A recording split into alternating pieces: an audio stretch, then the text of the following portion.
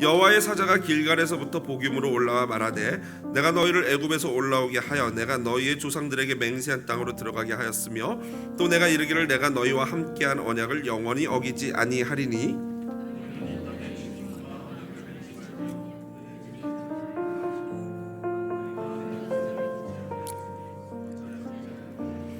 그러므로 내가 또 말하기를 내가 그들을 너희 앞에서 쫓아내지 아니하리니 그들이 너희 옆구리에 가시가 될 것이며 그들의 신들이 너희에게 올무가 되리라 하였노라.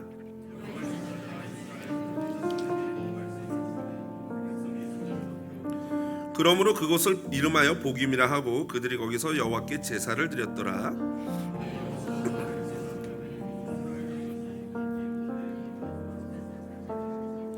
백성이 여호수아가 사는 날 동안과 여호수아의 뒤에 생존한 장로들 곧 여호와께서 이스라엘을 위하여 행하신 모든 큰 일을 본 자들이 사는 날 동안에 여호와를 섬겼더라.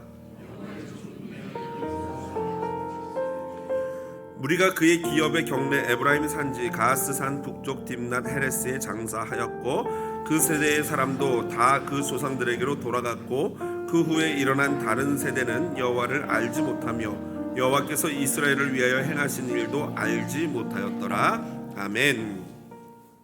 사사기 2장 1절로 10절 본문 말씀 가지고요, 여호와를 알지 못하는 세대라는 제목으로 말씀의 은혜 나누도록 하겠습니다. 대한민국 국가통계포털에 고시된 통계청의 인구 동향 조사에 따르면요, 대한민국 합계 출산율은요 2013년에서 15년 살짝 올라갔던 것을 제외하고는 꾸준히 연수가 오래될수록 점점 오른쪽으로 하향 곡선을 그리고 있다고 합니다. 그리고 특별히 2021년에는요 가임 여성 1명당, 그러니까 임신할 수 있는 여자 1명당 출산율이 0.808, 반올림에서 0.81을 기록했습니다. 이렇게 소수점 이하로 출산율이 떨어진 뒤에는요 지금까지 꾸준히 2018년 이후로는 꾸준히 이 소수점 자리를 벗어나지 못하고 있다고 합니다. 그러니까 임신할 수 있는 여자 10명 중에 8명만 출산을 하는 격인 거죠. 출산율과 함께 혼인율도 지속적으로 오른쪽으로 하향 곡선을 그리고 있는데요. 2012년 32만 건에서 2021년 19만 건으로 불과 10여 년 만에 혼인 건수가 10만 건 이상 감소를 한 것입니다. 반면에 오른쪽으로 연도가 요즘 점점 2023, 24로 갈수록 꾸준히 올라가는 지표가 하나 있는데요. 그것은 평균 초혼 연령이라고 합니다. 그러니까 사람들이 처음으로 결혼하는 나이는 계속해서 꾸준히 올라가고 있대요. 그래서 우리나라 이 기준 21년을 보면요, 남자는 33.35세, 여자는 31.08세를 기록했는데요. 뭐 이렇게 보면은 생각보다는 30대 초반이네 이럴 수 있는데 평균입니다. 그리고 이 평균이 다른 주변 나라, 우리나라와 비슷한 경제 수준의 나라들과 비교해 보면은 1살에서 2살 이상이 높은 나이라고, 연령이라고 합니다. 그러니까 우리나라 사람은 결혼을 굉장히 하지 않고 해도 늦게 하고 결혼을 늦게 해도 아이도 낳지 않는 그런 추세라는 것이죠. 우리 한국 청년들이 그렇게 하는 데는 분명히 여러 가지 이유가 있지요. 사실 여러 가지 여건을 생각할 때 아이를 낳아서 잘 키우는 것이 자신이 없다라고 말하는 청년들을 제가 많이 봅니다. 죄송합니다. 충분히 공감이 가지요. 왜냐하면 멈출 줄 모르고 치솟는 집값은요 결혼과 출산을 주저하게 합니다.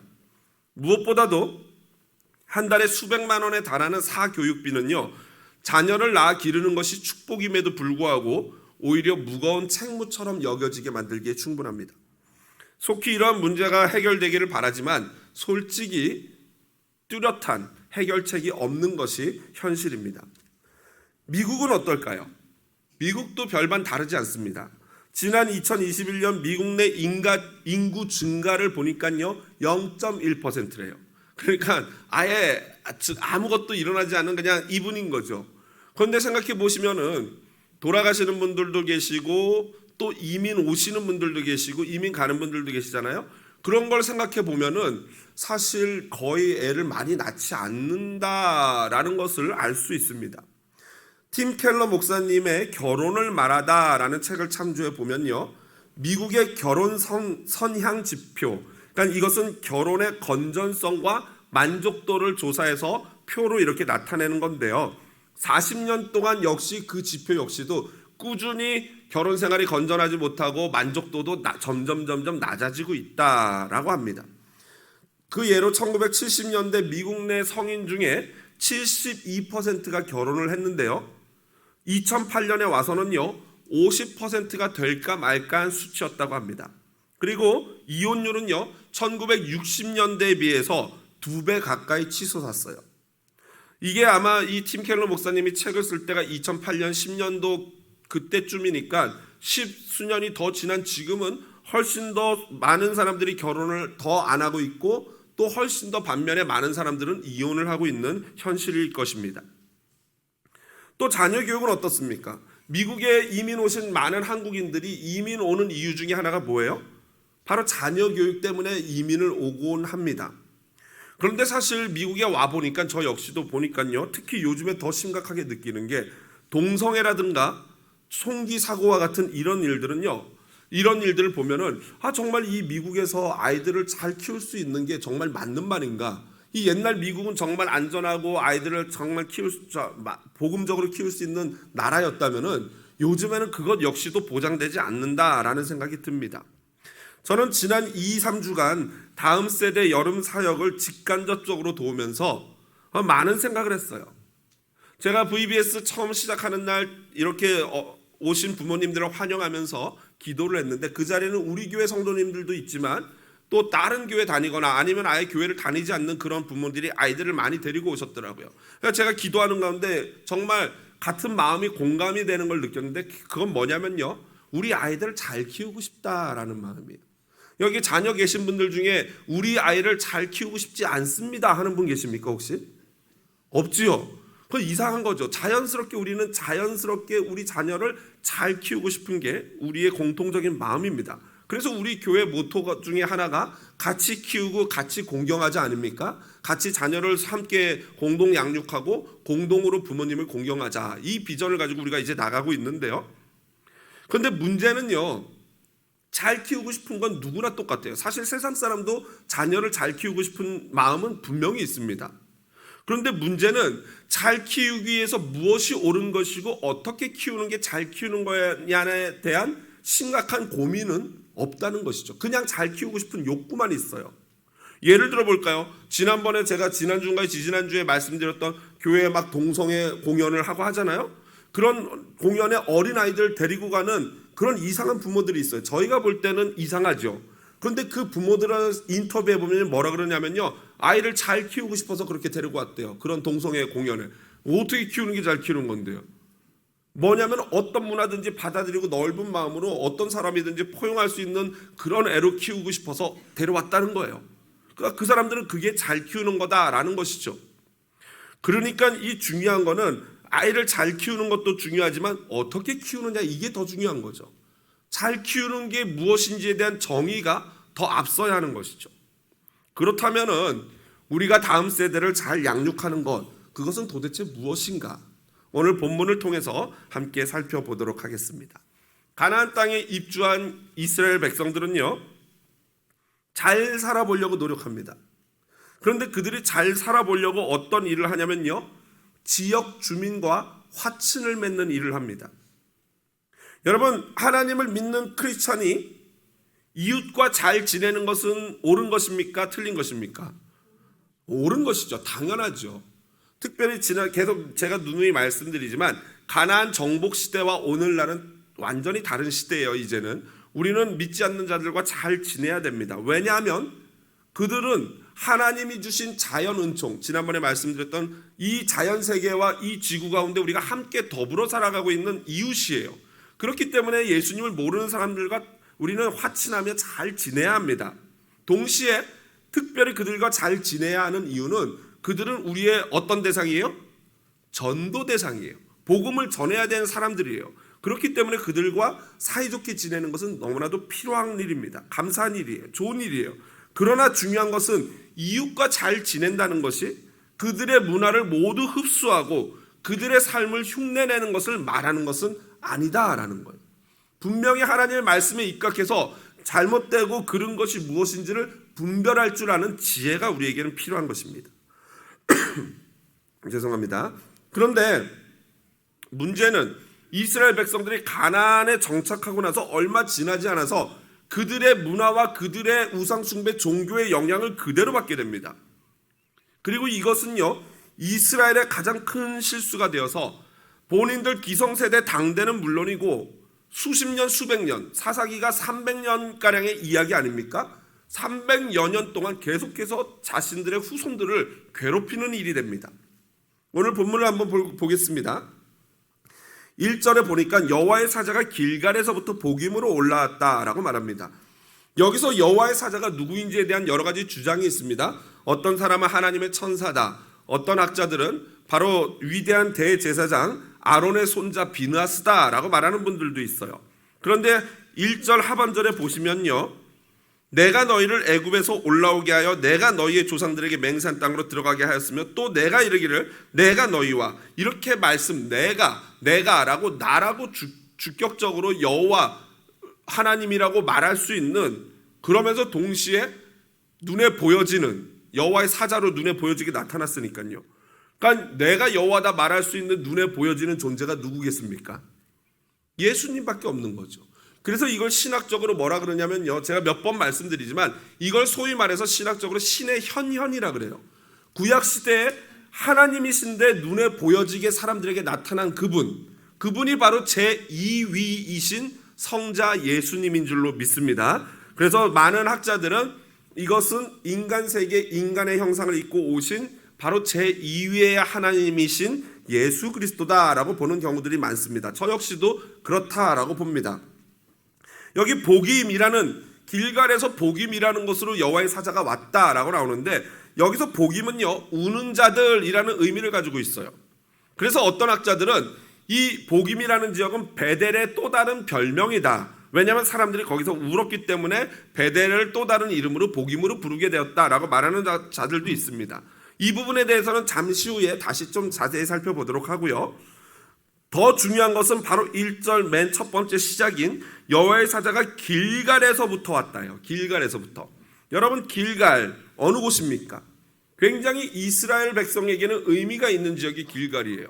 40년의 광야 생활을 돌고 돌아서 드디어 가나안 땅으로 들어오는데 바로 요단강 앞에 이르렀어요. 그리고 요단강이 갈라지고 하나님의 기적으로 갈라져서 요단강을 맨 땅 걷듯이 건너지 않았습니까? 그리고 나서 첫 번째 베이스를 친 곳이 길갈이에요. 그리고 거기다가 12돌을 가져다가 기념비를 세웠던 곳이고요. 그뿐만 아니라 기념비를 세우고 하나님 앞에 광야 생활 동안 할례하지 못했던 출애굽 2세대들이 모두 할례를 받은 장소가 길갈이기도 합니다. 그뿐이 아니에요. 이 광야 생활 동안 유월절을 지키지 못했는데 광야 생활을 끝내고 첫 번째로 가나안 땅에서 유월절을 지킨 장소가 또 길갈입니다. 무엇보다도 가장 의미가 있는 것은요, 바로 이 길갈에서 여호수아가 여호와의 군대 장관을 만나게 됩니다. 그리고 여호와의 군대 장관 미카엘 천사장이겠죠. 미카엘 천사장이 바로 여호수아 5장 15절에 보면 여호수아에게 내 발에서 신을 벗어라, 모세에게 했던 그 명령과 똑같은 명령을 했던 곳이 바로 길갈입니다. 그러면서 가나안 정복과 관련된 하나님과 이스라엘 백성들의 계약이 새롭게 맺어진 것이 바로 길갈이에요. 그러니까 길갈에서부터 여호와의 사자가 올라왔다라는 건 뭐냐면요, 이 여호와의 사자가 손에다가 바로 계약서를 들고 나타난 거예요. 계약서를 들고 나타나서 야, 너희들 나와 이렇게 계약했는데 지금 뭐하는 짓이냐 라고 묻는 거예요. 따지는 거예요. 그 질타하는 내용이 바로 1절과 2절인데요.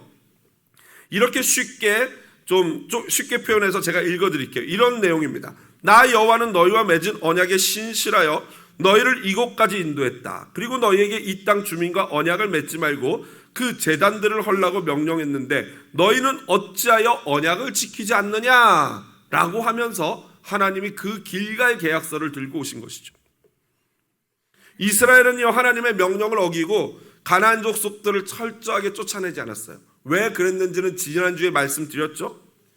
전쟁에 대한 피로도, 나태함, 그리고 무엇보다도 가나안 사람들을 내쫓지 않고 자기네 노예로 삼으니까 어때요? 삶이 편하죠. 물 길어와, 장작패, 불펴, 밥해.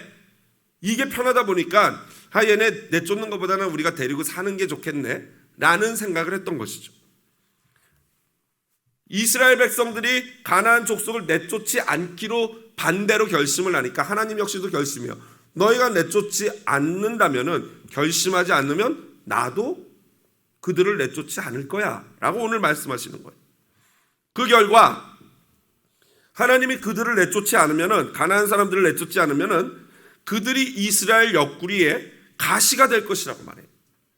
그리고 그들의 신 바알과 아세라는 이스라엘 백성들의 올무가 될 것입니다.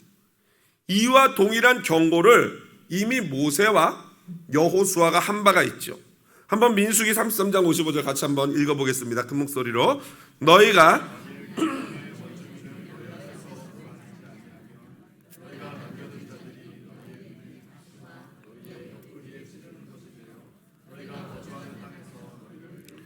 이게 모세가 하신 말씀이에요. 여호수아 역시도 동일한 말을 합니다. 같이 읽어보겠습니다. 확실히 알라, 너의 하나님 여호와께서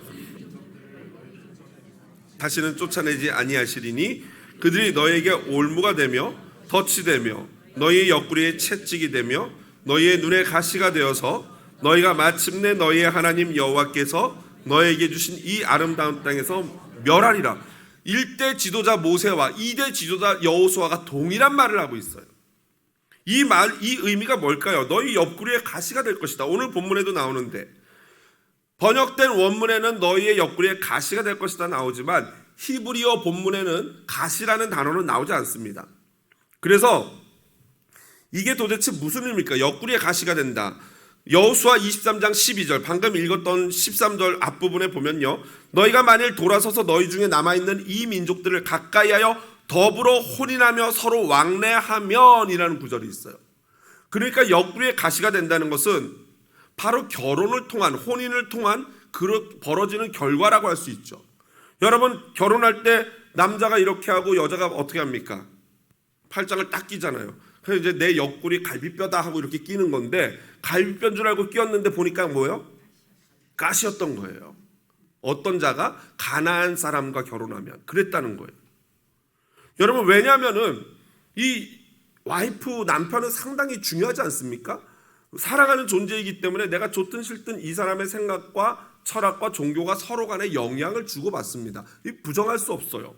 그래서 그 부분에 이 믿지 않는 바알을 섬기는 가나안 여자와 결혼을 하게 되면 결국에는 그 여자에게 넘어가고 그 여자가 믿는 우상 숭배를 하게 될 것이다. 이 말씀이 너희 옆구리에 가시가 된다는 거예요. 그리고 이게 바로 이스라엘의 가장 큰 실수입니다. 여러분, 혹시 사시면서 옆구리에 가시 찔려 본 적 있으십니까?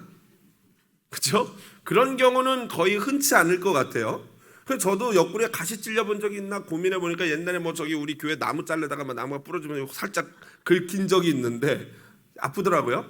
그런데 그거보다는 좀 더 현실적인 거, 우리 여성분들은 어떤지 모르겠는데 남자들은요, 이발하러 가지 않습니까?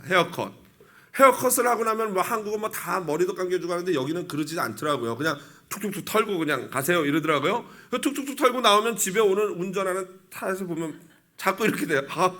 뭐냐면은 이 머리카락이, 옷에 짧은 머리카락이 박혀가지고 여기를 자꾸 찌르는 거예요. 그래서 집에 와서 이렇게 딱 티셔츠를 뒤집어서 까가지고 막 어디 있어 하고 뒤져보면 또 안 보여요. 여러분, 혹시 노안이라고 아십니까? 노안?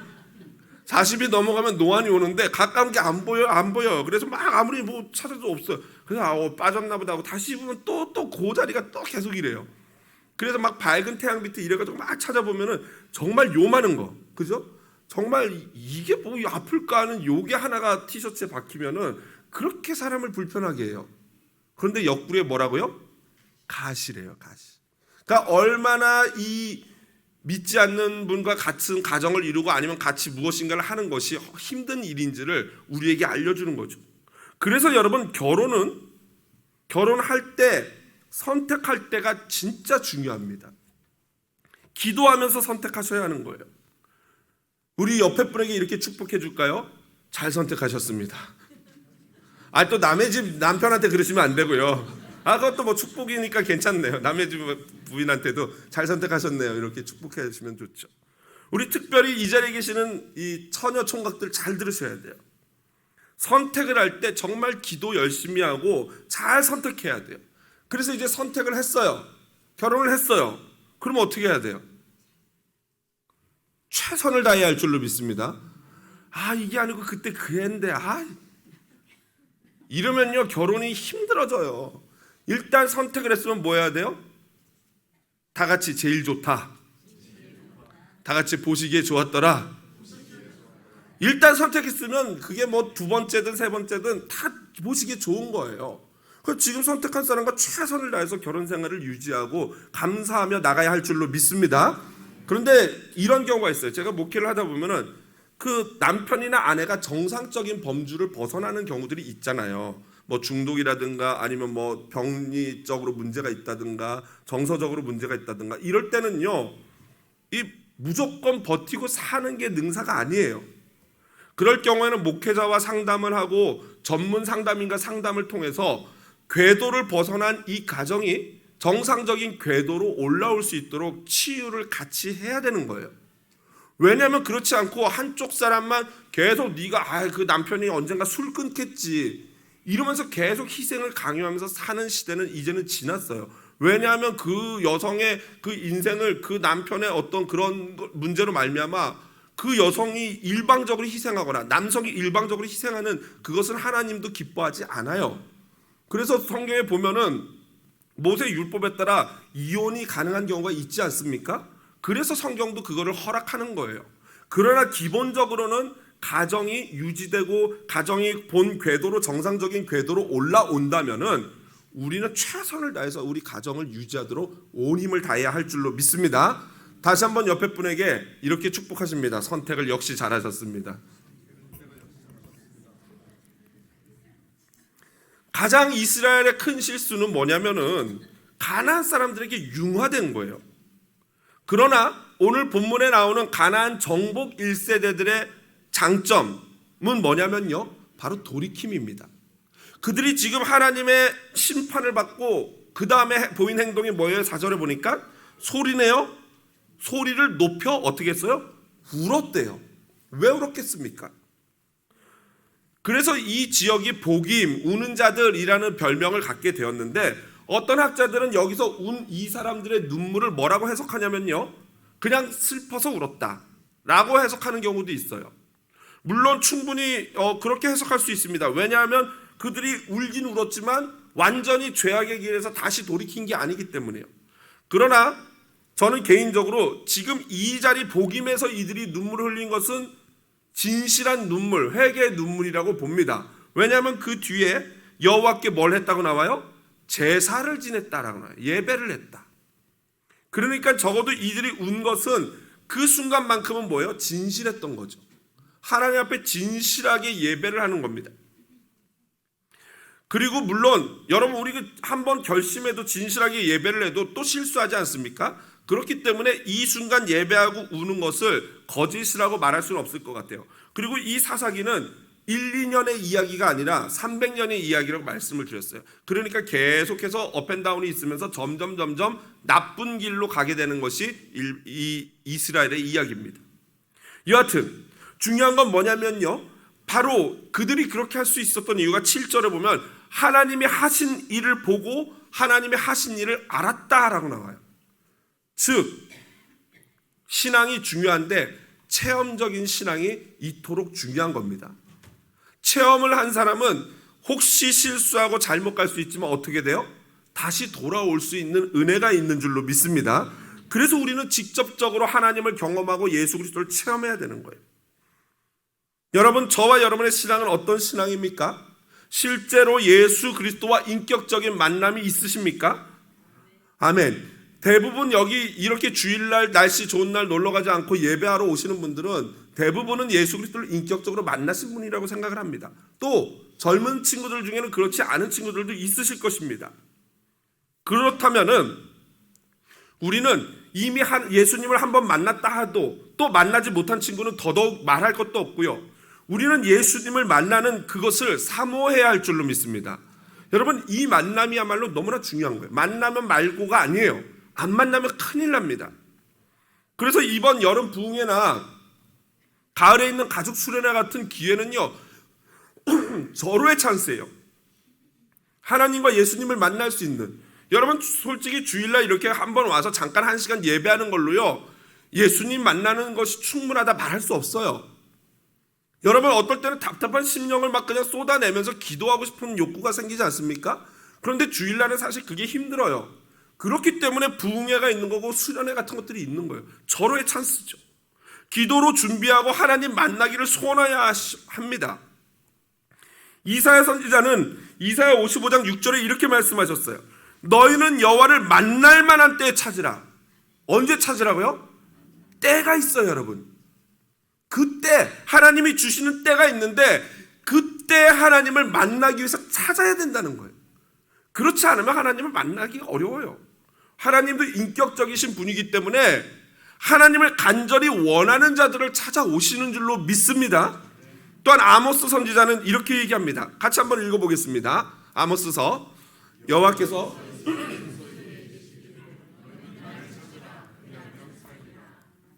여호와께서 이스라엘 족속에게 이르시기를 너희는 나를 찾으라. 그리하면 복을 주리라. 그리하면 만나리라. 그리하면 네가 원하는 걸 채워주리라. 정도가 아니에요. 뭐예요? 살리라. 그러면 반대로 말하면 여호와를 만나지 못하면 어떻게 된다는 얘기입니까? 죽어요, 여러분. 죽어요. 지금 이 세상을 보십시오. 여호와를 만나야 되는 긴급한 상황 아닙니까? 지금 숨이 깔딱깔딱하는 세상이에요. 지금 하나님을 만나지 못하면 우리 다음 세대 다 죽어요. 지금 하나님을 만나지 못하면 우리 기성세대 역시 다 죽습니다. 그러므로 하나님을 찾아 만나는 우리 성도님들 되시기를 부탁을 드립니다. 예수님이 마태복음 7장 7절에 이렇게 말씀하셨죠. 구하라. 그러면 너에게 주실 것이요. 찾으라. 그러면 찾을 것이요. 문을 두드리라. 그러면 너에게 열릴 것이니. 아멘. 이번 수련을 기점으로 여러분 기도하면서 구하십시오. 여러분 무엇을 원하십니까? 마음에 소원을 두고 하나님께 간구하십시오. 그럴 때 하나님이 저와 여러분의 필요를 채워주실 줄로 믿습니다. 예수 그리스도를 만날 수 있는 절호의 찬스예요. 다 같이 성령이 충만한 그러한 시간이 되기를 주님의 이름으로 축복을 드립니다.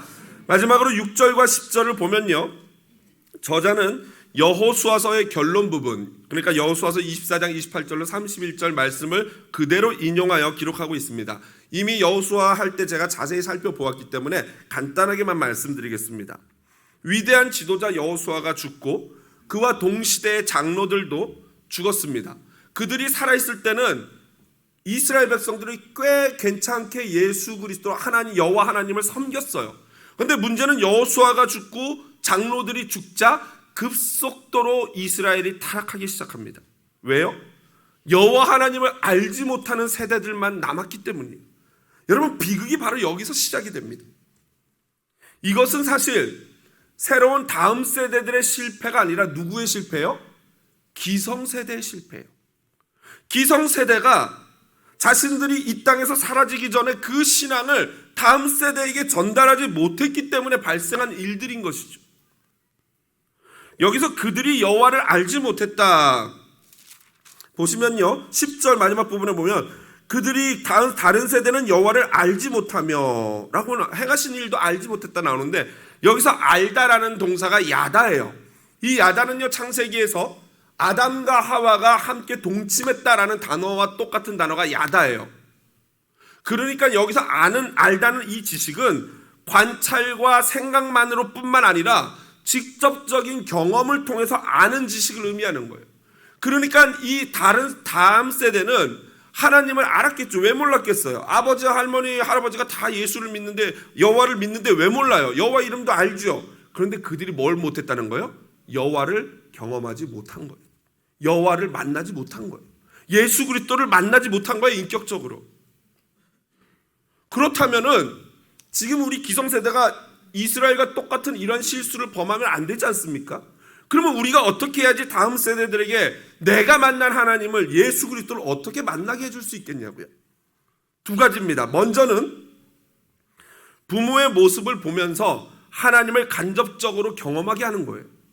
여러분 우리가 하나님을 무엇이라고 부릅니까? 아버지라고 불러요. 왜요? 이 아버지라는 존재, 어머니라는 부모라는 존재가 해야 될 가장 큰 일이 뭐예요? 누굴 보여주는 거예요?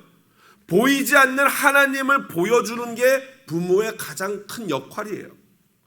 여러분 오해하시고 착각하면 안 됩니다. 부모가 아이들 그냥 옷 입혀주고 먹을 거 공급해주고 공부시켜주면 그러면 내가 할 거 다 했지. 그거 안 하셔도 돼요. 아니요, 해야죠. 자녀는 양육해야죠. 그러나 이거에 비하면 그거는 아무것도 아니에요. 부모가 해야 될 가장 중요한 일은 하나님을 보여주는 거예요. 여러분 어느 순간 이 자녀를 보면은 흠칫 놀랄 때가 있어요. 뭐 얼굴을 봐도 나를 너무 닮아서 놀랄 때가 있고요. 여러분 오늘 처음 오신 분들은 모르시겠지만 제가 이래봬도 자녀가 6명입니다. 뭐 이미 다니신 분들은 다 알고 있는 일인데 이 아이들을 보면은 너무 놀래요. 너무 닮았거든요. 근데 여러분들의 자녀를 봐도 저도 너무 놀래요.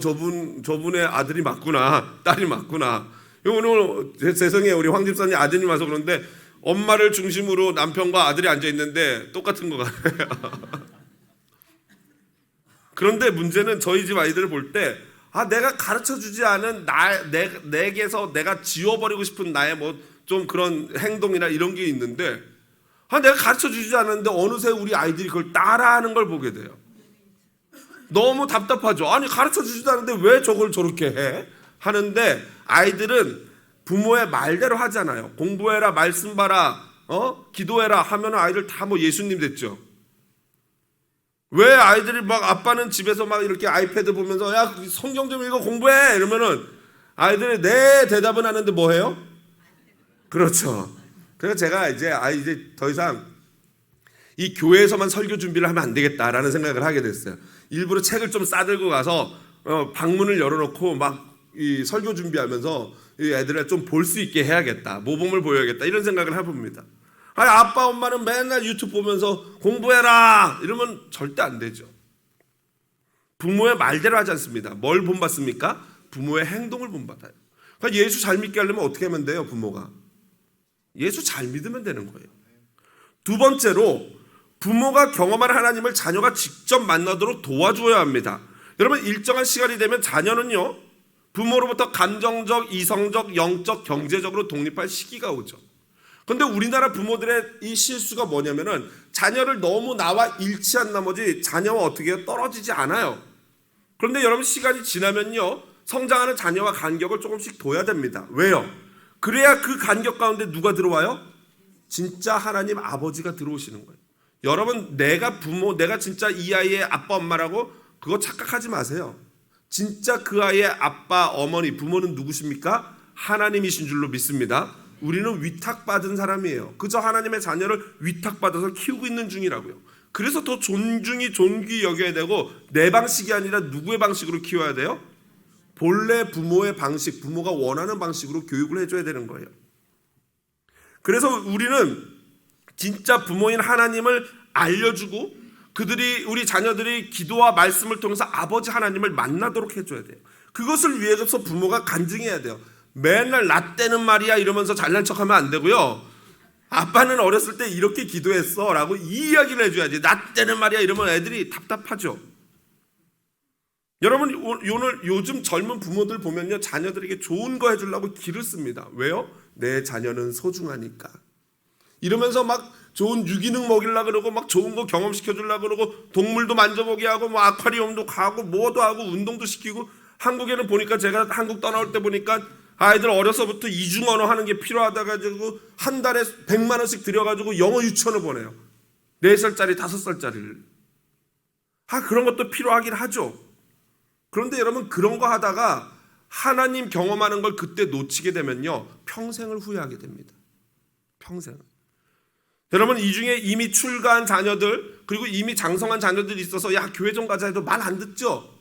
그럼 늦었냐고요? 안 늦었어요.